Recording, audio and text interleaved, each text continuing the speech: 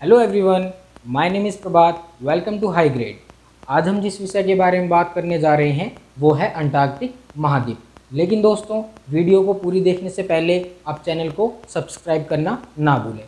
शुरू करते हैं। अंटार्कटिक महाद्वीप। देखिए, हमारी जो पूरी पृथ्वी पर कितने महाद्वीप हैं? कितने महाद्वीप हैं? 7 महाद्वीप। और 7 महाद्वीपों में से हम एक महाद्वीप के बारे में बात करेंगे, अंटार्कटिक महाद्वीप। लेकिन उससे पहले हम 7 महाद्वीपों के नाम जान लेते हैं। देखिए, सबसे पहला महाद्वीप कौन सा है? एशिया महाद्वीप। सेकंड अफ्रीका, उसके बाद उत्तरी अमेरिका, दक्षिणी America, Antarctica, Europe and Australia. तो आज हम इन 7 में से एक महाद्वीप के बारे में कुछ जानकारियाँ प्राप्त करेंगे। देखिए दोस्तों, ये जो अंटार्कटिक महाद्वीप है आपको मैप में इस प्रकार से दिखाई नहीं देगा, लेकिन जो उसकी आकृति जिस प्रकार है वो इस प्रकार कुछ है। ठीक है, जो अंटार्कटिक महाद्वीप है ये किस भूमि के विखंडन से बना है? दोस्तों, ये जो पहले पूरी भूमि थी इसको किस नाम से जाना जाता था? पेंजिया के नाम से। किस नाम से? पेंजिया के नाम से। लेकिन जो पेंजिया ये भूमि थी ये इसका विखंडन हुआ।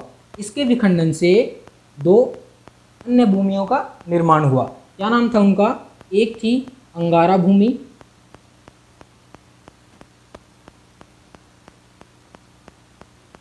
और दूसरी थी गोंडवाना।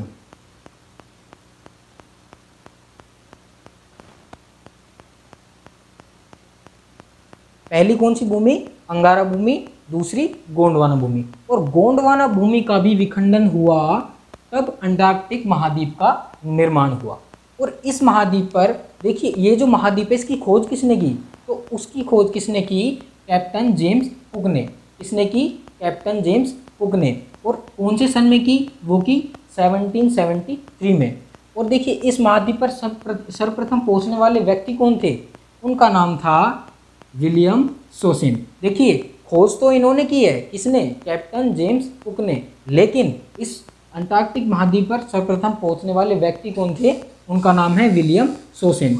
यदि आपसे पूछा जाए कि सर्वप्रथम भारतीय कौन थे इस महाद्वीप पर पहुंचने वाले, तो क्या आएगा? इनका नाम था लेफ्टिनेंट रामचरण दास। क्या नाम आएगा? लेफ्टिनेंट रामचरण दास। दोस्तों, इस अंटार्कटिक महाद्वीप के मध्य में दक्षिणी ध्रुव भी स्थित है। ठीक है, दक्षिणी ध्रुव पर पूछा जाए कि सर्वप्रथम कौन से व्यक्ति थे जो दक्षिणी ध्रुव पर पहुंचे, तो उनका नाम था एमंडसन। क्या नाम था? एमंडसन, जो कि 1911 में पहुंचे। यदि आपसे पूछा जाए कि सबसे पहले भारतीय कौन थे जो दक्षिणी ध्रुव पर पहुंचे, तो उनका नाम क्या है? डॉक्टर गिरिराज सिरोही, जो कि 1960 में पहुंचे। ठीक है दोस्तों, और देखिए, इस महाद्वीप पर अन्य जो देश हैं उनके अनुसंधान केंद्र हैं। विभिन्न देश जैसे कि अमेरिका, ब्राज़ील, चीन, भारत इत्यादि। तो भारत के जो अनुसंधान केंद्र हैं उनके क्या क्या नाम हैं? मैत्री, दक्षिणी गंगोत्री और भारती। ये जो 3 हैं ये क्या है? भारतीय अनुसंधान क्षेत्र यानी इंडियन रिसर्च सेंटर। लेकिन इन तीनों अनुसंधान जो ये केंद्र हैं इनमें से 2 ही वर्तमान में चालू हैं, यानी 2 ही अनुसंधान क्षेत्रों में कार्य किया जा रहा है। एक जो अनुसंधान केंद्र है उसका क्या नाम है? दक्षिण गंगोत्री। ये वर्तमान में बंद हो चुका है क्योंकि ये जो भूमि थी वो पानी के नीचे आ गई थी, इसलिए इस अनुसंधान क्षेत्र को बंद कर दिया गया। और देखिए, इस महाद्वीप पर और अन्य जानकारी प्राप्त करते हैं। देखिए, यहाँ पर क्या है? ये है क्वीन मोड पर्वतमाला। यहाँ पर अन्य और भी पर्वतमालाएं हैं, लेकिन हम मुख्य पर्वतमाला के बारे में बात करते हैं। क्वीन मोड पर्वतमाला, और इसकी जो सबसे ऊंची चोटी है उसका क्या नाम है? माउंट कैपलन चोटी।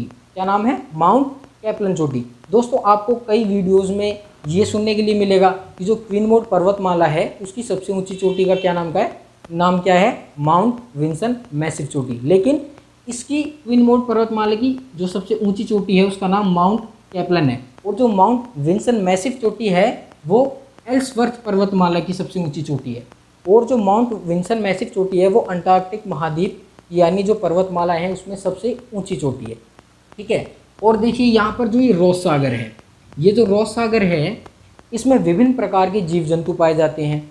और अनेक प्रकार के जीव जंतु पाए जाने के कारण यूनेस्को द्वारा सन 2010 में रॉस सागर को एक जैव संरक्षित क्षेत्र घोषित किया गया।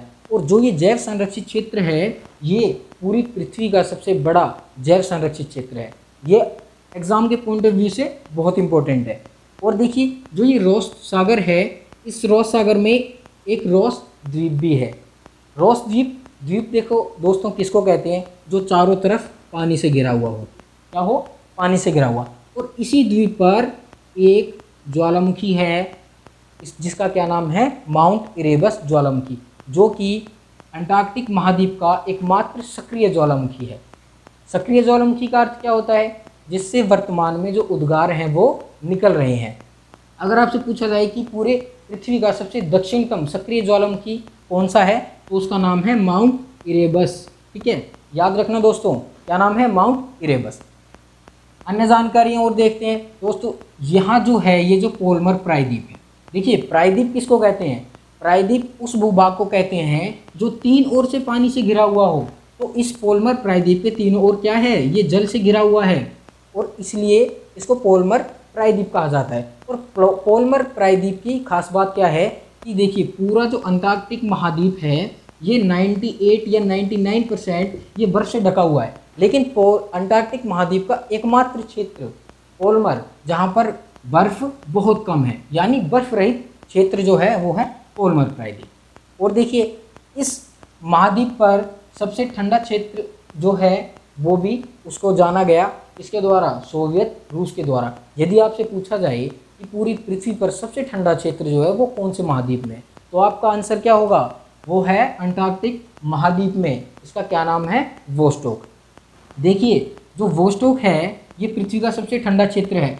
इसका टेम्परेचर कितना मापा गया, इसका टेम्परेचर मापा गया -88.3 डिग्री सेल्सियस, जो किसके द्वारा मापा गया, सोवियत रूस के द्वारा, क्योंकि सोवियत रूस की यहाँ पर शोधशाला है। और देखिए अगर आपसे पूछा जाए कि पूरे विश्व का सबसे बड़ा ग्लेशियर यानी हिमनद कहाँ पर है, तो वो भी कहाँ पर है, अंटार्कटिक महाद्वीप पर। और उसका क्या नाम है, उसका नाम है लैम्बर्ट। क्या नाम है उसका, लैम्बर्ट। तो दोस्तों ये हमने कुछ प्रमुख जानकारियाँ हैं जो हमने अंटार्कटिक महाद्वीप के बारे में हासिल की हैं। दोस्तों अगर आपको ये वीडियो पसंद आई हो तो प्लीज़ वीडियो को लाइक करें, शेयर करें, कमेंट करें और ऐसी ही अन्य वीडियोज़ के साथ जुड़ने के लिए चैनल को सब्सक्राइब भी करें। आगे मैं आपके लिए और वीडियोज़ लाता रहूँगा। Thank you for watching.